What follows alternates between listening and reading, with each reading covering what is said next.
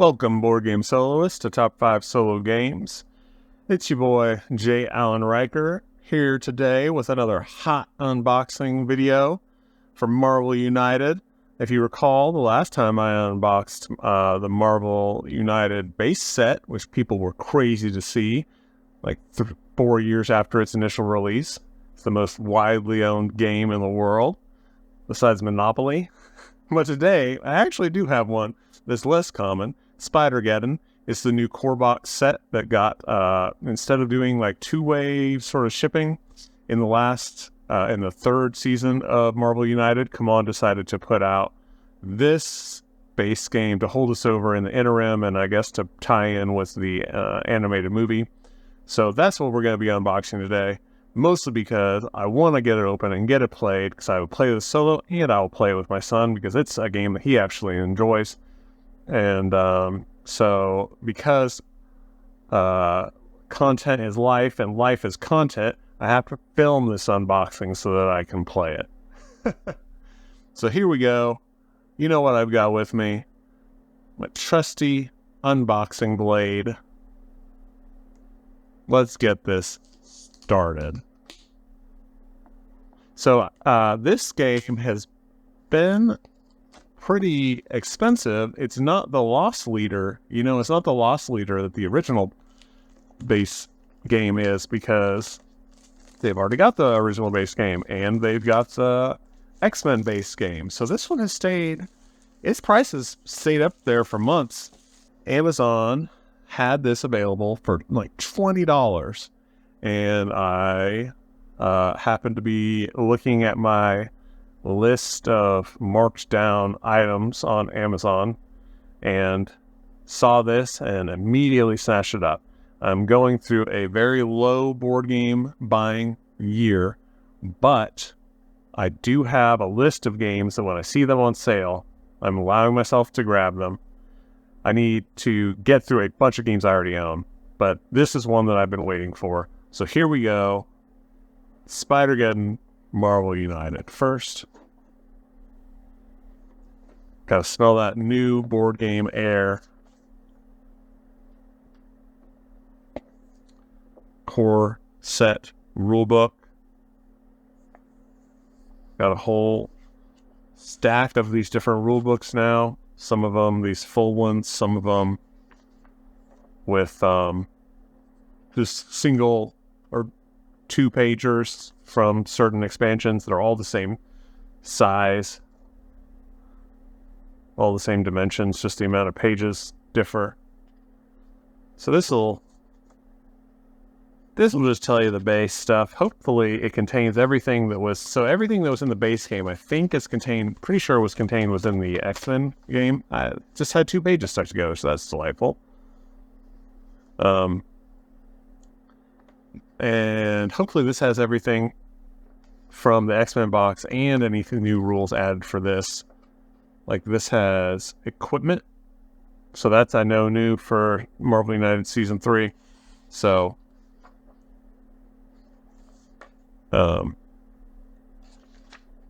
hopefully it's got the optional rules also from the other one so that I can just use that as my rule book. Got tokens. I don't really use these. I use pawns for the most part, and when they're specialized tokens, I will dig those out. But that is getting to be difficult. I don't really like doing that, but it's what comes with getting this deep into a game. When they have to do something different, it's the same with Eon's End.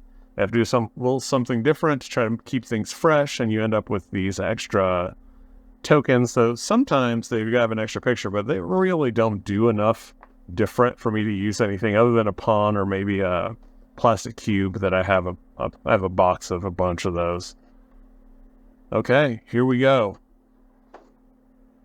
Let's see what we have. They have gotten so good. These sculpts have gotten so good. Okay, so Spot.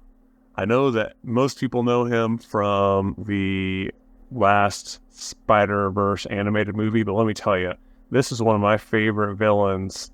Well, he's a villain in one of my favorite stories. When Mark Waid was doing Daredevil, he did a Spot storyline, which is legendary. I would absolutely look that up. It's one of the creepiest things. First, it's got two weird things. First of all, it's super creepy. They make Spot into a very creepy villain. But second of all, Mark Waid took Daredevil out of New York City, out of Hell's Kitchen. You know that Daredevil is, the Daredevil title is just Daredevil whining and complaining in Hell's Kitchen about how miserable his life is. So, yeah, very glad to have Spot. He's one of my favorites ever since that story. I'm sure that he'll have some really crazy stuff going on because, as you can see, he's got a rocket going into one dimensional portal in his body, and then he's directing it out of his hand. So, Morlun, I believe, is this guy. He's one of the spider vampires. They travel around looking for spider totems. They decided that every spider-themed character has a spider totem. That's pretty much nonsense. Pretty ridiculous, but okay. Cool. So we've got the dual characters that can be played both as heroes and villains. Such a great value. Like, I'm so glad that they came up with this. This is... I know this looks like the Spider-Man where Iron Man made extra legs for him. That's what those legs look like. That Spider-Man, actually, I don't know if they did it in the toy, but should only have 3 legs because Tony Stark thought it was funny to have a 7-legged spider. So he only gave Spider-Man 3 mechanical legs. This is actually Doc Ock after he had taken over Spider-Man's body in the Superior Spider-Man storyline, which is a fantastic storyline. I really highly recommend that title, Superior Spider-Man. It has Doc Ock like learning how to be more human, learning like how to be a hero. At first, he's just kind of trying to take advantage of like this giant corporation that Peter Parker had built up and his reputation. But he actually turns into kind of a hero. But you can see he's not always. He's still Octavius. Who is this? So I'm not even looking. Let's see. Oh, okay. So this is Anti-Venom, I believe. So I think that this is the same Flash. What is that character's? Flash Wilson? Became a Venom, like a Venom soldier. But I think that this is Anti-Venom. And so he's sometimes crazy, but sometimes he's good at fighting other Venoms. He's got some sort of anti-Venom power. I can't really remember. They put out so many Spider-Man titles, so that stuff gets kind of... So here we have Spider-Man in his symbiote costume. You can see it doesn't have any of the line work on it. So I guess that's what lets you know. And this spider web kind of looks a little bit Venom-y. Oh, well, yeah, his chest thing looks like the Venom symbol. So, Spider-Man went to the Secret Wars and his costume got destroyed, and he thought he was standing in a costume machine, and it was actually, for some reason, a machine that would put an alien symbiote on you. And so he brought it back, and that eventually found its way to Eddie Brock after Spider-Man cast it off when he realized it was taking over his mind. And that's how Venom was born. So here is Spider-Man Noir. So it's like a noir detective. Spider-Man has a grapple gun, where it's reminiscent of some of the pre-Golden Age pulp heroes, but with Spider-Man powers also. Some Spider-Man powers. Here we have Penny Parker and her spider, which has a couple slashes in it to be real tech. I believe it was created by Gerard Way, lead singer and songwriter of My Chemical Romance. He's quite a talented and unique comic book writer. I don't know if he's doing as much writing now. Last I saw, he was editing comics, a line of comics called Young Animals for DC, and doing some really weird stuff over there. We're doing a lot of editing work. I loved his what was that one called? The Batman title he did. mother something. I have the trade paperback of it. Anyway, so Penny Parker goes inside of this is like her exosuit, but it can also operate kind of separately, I believe. Excited for that. Think that this is Silk, is this character's name. It's a very nice sculpt. I believe Silk is quite edgy, or rather sad and emo, and so she's sitting on a gravestone. I don't really know a lot about Silk. So this is Spider-Man's clone who took over for a while in the Clone Saga. Then nobody knew he was a clone for years because I'm pretty sure it was just retconned. And then he lost his mind because his past wasn't his own past. It had been fed into his brain. He was just a clone. But then he stopped being evil and became a superhero in his own right, a very tortured superhero. Spider-Man, and I mocked Daredevil for his tortured attitude, but Spider-Man has has the highest concentration of like tortured characters. Like, good lord, you read Venom, people all think, oh man, Venom's awesome. They remember like the 90s Venom. He is such a sad sack. All he does is sit around and cry now. Anyway, here's another one. He's actually trying to make his life better. He got tied up in some stuff that made him a villain again. I'm not sure where he's at right now. He was like in hell or purgatory, something like that, in limbo maybe. And here's Hobie, the Spider-Punk. This character's really fantastic. I've got, his first appearance, I did not get it, and I haven't been able to find it for a reasonable price, and it's so good. I really want it. So this is a favorite figure of mine. I hope that he plays significantly different. It's a great character.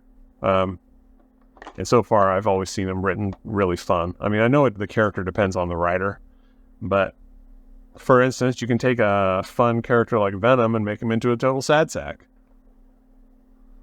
So we have some more locations, I'm assuming, all around New York City, as all the locations are. That'll be one thing great about DC United is they have so many of the fictional cities.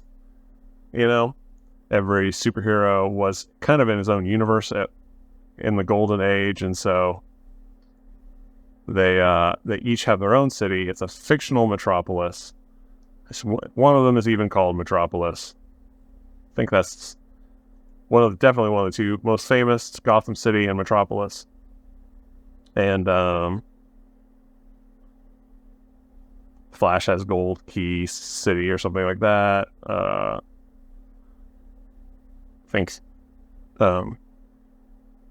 Captain Marvel, aka Shazam, has like Boston City or something. I can't remember. I haven't been reading DC, but I'm thinking about switching back because I've been kind of dissatisfied with the past year of Marvel comics. Sims Tower. Room. Okay. You may take one heroics token from this location or add one heroics token from the pool to this location. You may move to any other location. That's a standard. Loom World. Okay. Japan. Okay, so these actually aren't all in New York City, so that's nice. There are at least 2 empty slots in this location. You may add 2 thugs there to gain a symbol. And sometimes you need thugs, and you can't get them. That would be super useful. And then you get a token out of it. Like, you need thugs to be able to fill up that card, and the bad guy just won't drop any. End of turn, you may discard 1 card from your hand to the bottom of your deck to gain a heroics or a fight. Horizon Lab, you may turn face down 1 of your equipment cards to recharge. Turn face up any other equipment in the game. Spider Island. If there are 1 or more thugs in this location, you must take 1 damage. Okay, so here is a negative one. I don't like playing with the negative ones. They used to have a little, like, kind of caution thing, I think, near the top. This one just has black, so I guess that's how they're showing it now. Black around the description. End of turn, if you have 1 or 2 cards in your hand, you may draw 1 card. I love having healing locations. This is Parker Residence, so that is in a New York City suburb. End of turn, if the top master plan card is not revealed, you may guess if it adds more thugs or more endangered citizens, I can't remember what they're called, then reveal it. If you guessed right, gain 1 wild token and leave the card revealed. Otherwise, put it at the bottom of the deck. That's kind of cool. And so yeah, that's Las Vegas, so you're making a little bet there. Okay, so you've got a new one of these, which is welcome. I've had one that had a drink spilled on it somehow. I don't even know how that happened. You know, there aren't very many of these. Well, I say that. I've got 3 core boxes and a 4th coming, so probably toss out the damaged one now. So Superior Spider-Man rules, Moreland rules, Spot rules, Anti-Venom, Anti-Venom. Okay, I had that right. I think it's a better value than some of the than original core box, because they give you, in the original you had 3 villains and the rest were heroes, but now you've got 4 villains and you've got an extra hero as well. The fact that those do double duty, it's a really great value add. And very thematically fun. If you read the comics, then you know what state they are in the game. Oh, okay. I'm going to save these and open them last. This is the equipment. You got a little tracker cube there. I don't really want to spoil all these for myself, so I'm probably going to show you guys some of the cards, but I'm very excited to learn about these characters, but I don't really want to, I like to go into them blind. And then I'll make a little note about them. I never look to see, I know some people use the thing that shows how many of each different resource they can generate to know if you're fighting a villain that takes a lot of, like, you have to save a lot of people, then you can include a lot of heroics. I don't do that, but I'll give myself a space to write like a 1-line note about each hero in my little checklist of like who I've played, and a note about each villain. And that is what I will use to refer back to when I'm trying to build a team if I lose against a villain the first time. And I always play heroic, so I actually do lose. This is not just a baby game for babies, as Chris George said. I never revealed that that's who I always quoted on when saying that, but he said in a video recently, said somebody said that I really think that it's a baby game for babies. I was like, I commented that I was saying it, but I'd never called him out for it. Spot. If I am showing you these, I should get it close enough that you can actually see them. You know, these aren't super interesting if you can't. They're kind of complicated. I will show the hero cards, though. Those I feel like are a little more instantly interesting. I think this video is actually going to be one of my shorter ones. Okay, so let's get the starting hand. Now that is some, I mean, you see that as soon as you pick it. So webbing generation. As long as this card is face up in the storyline, if there are no movement at the bottom of the 2 latest hero cards in the storyline, you may perform 1 free move on your turn. That's awesome.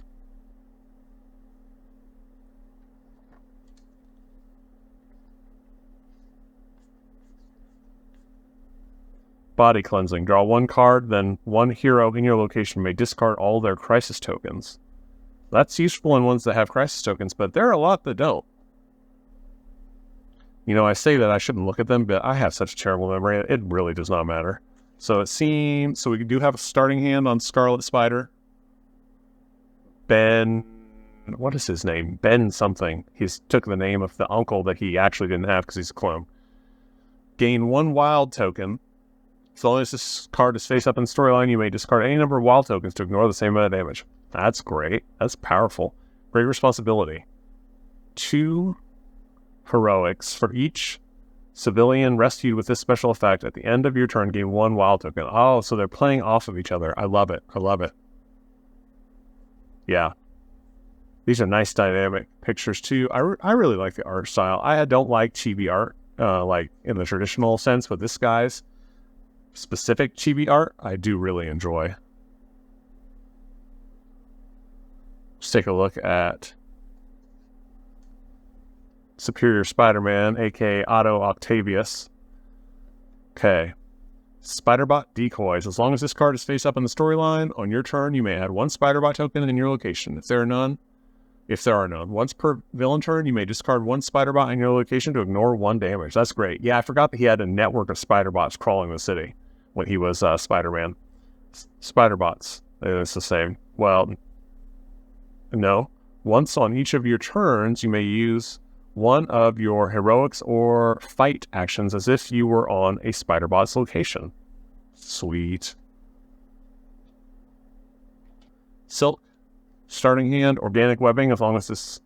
Okay, so this is the same as Anti-Venom. Flash Thompson. That's who I think Anti-Venom is. Flash Thompson. Nice art, dynamic art. I guess Silk has claws. I actually haven't read very many Silk stories. Now, Spider-Woman, she had a run that I loved. It was one of my favorite comics during this specific run. At the beginning of her more recent, I believe her more recent solo title. So Symbiote Spider-Man. Great power. 2 punches for every thug defeated a special effect. At the end of your turn, gain 1 punch token. Wow. And the same here, but gives you heroics, and for everyone rescued, you get a wild token. Symbiotic enhancement. You may punch twice. If you do, in your next turn, you must play your card randomly. Spider Sense. As long as this card is face up in the storyline once per villain turn, if a villain ends their movement in your location, you may immediately move to an adjacent one. That is really, really good for avoiding BAM damage, if I'm understanding it correctly. Once per villain turn, if a villain ends their movement in your location, you may immediately move to an adjacent one. So that would happen before the BAM if it's immediately. Penny Parker. Nice art. I always liked the image. Let's check out that starting hand. Metal Armor. As long as this card is face up in the storyline, you may ignore 1 damage during each villain turn. That makes her like, I think like the Thing. There are a couple characters, the real tough characters who can do that. That's great.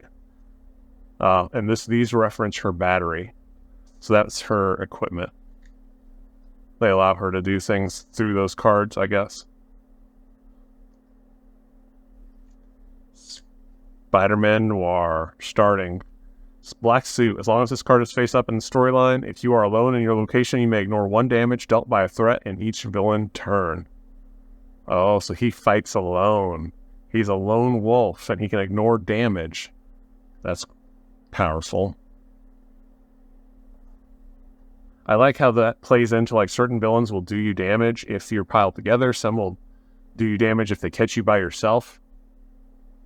So Spider-Punk does not have a starting hand. Anarchy in Earth 138.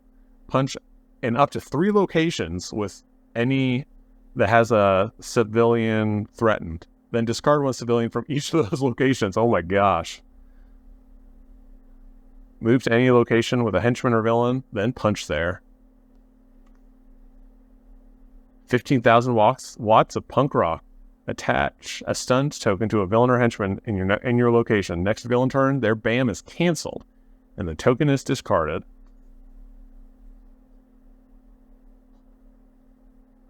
These abilities are so fun to mix and match. It's so fun to, like, when you face a really hard villain, to think about what hero, try to remember which heroes have which abilities like that can neutralize them. Like, some matchups are completely broken, and if a villain beats me enough times, I'm going to be looking for those combinations. Okay, equipment. This is the last thing we'll look at. Battery. Use on your turn. Activate the additional special effects on a webs, safety net, or robot strength card you played this turn. Then turn this face down. Yeah, so that's what I was saying. She uses them. I thought maybe they did some on their own, but she just uses them for those cards.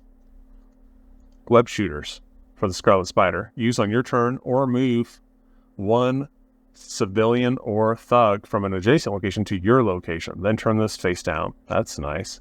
Web shooters for Spider-Punk, same. This is going to be loaded. Web shooters for Superior Spider-Man, same. But he can also use on his turn Mechanical Spider Arms, a heroic or a fight action, then turn this face down. So his arms, Doc Ock's arms often are portrayed as having basically a mind of their own. So they can do things without him noticing. Like, they can carry away his unconscious body. It just depends on what era you're reading. That totally makes sense. There are ones where they act completely independently. He cast them off, and I can't remember who it was that felt really bad for them. I think it was J. Jonah Jameson felt really bad for Doc Ock's arms after he cast them off, and they were so sad. And so J. Jonah Jameson started taking care of them, but then they latched onto him. It's a very funny story.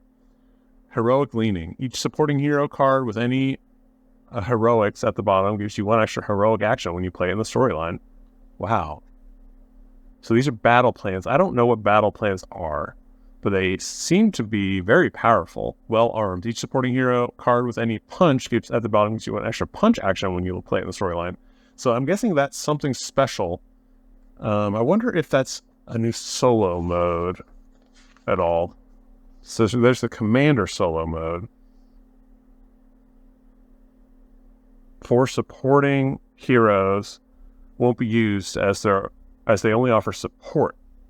Choose a team of... Okay, so you pick a main hero, as usual, placing their game piece on the starting location. Remove 1 double wild card from the hero deck, then shuffle it and place it face down near you. Then choose a team of 4 supporting heroes. Their game pieces won't be used as they only offer support. Search their hero decks for cards with special effects, and choose 3 of those cards from each hero, building a 12-card supporting heroes deck.